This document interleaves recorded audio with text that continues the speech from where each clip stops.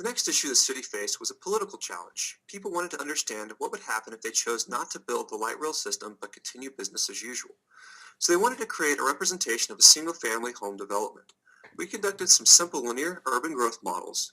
We began with constraints where new growth would occur and could not occur, such as parks, facilities, military land streams, flood zones, and parcels over 75% developed. And that's these gray areas we know these are physically constrained, and when we drop the political constraint red areas, which is the urban growth limit, where growth could not exist.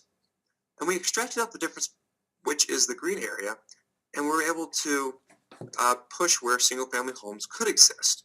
We knew the differences in numbers between how much land would be required if we developed the density versus without. So we put a model builder model together for ArcGIS to assess the landscape and rate in which these were most likely to be developed, first based on proximity to commercial areas, accessibility to roads, proximity to residential centers, and attractiveness of views to the ocean.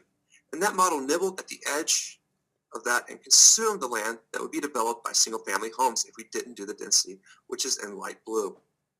And then we did a second run of the model, which consumed the land that would be developed if we did add density around these 21 stations. We can immediately compare the data and see the differences in lost agricultural land or lost open space. So this is the 2D view from ArcMap. But see, this visual wasn't enough. The city also wanted to visualize these growth models in 3D. So we brought the results back into City Engine. And since it interoperates with ArcGIS tools and rendered those in 3D, people could get a sense of what the impacts actually look like in reality. In this process, we determined if you do these classifications, you would save 104,000 acres of open space and agricultural land, thus preventing almost 1 billion square feet of asphalt from being put down for roads.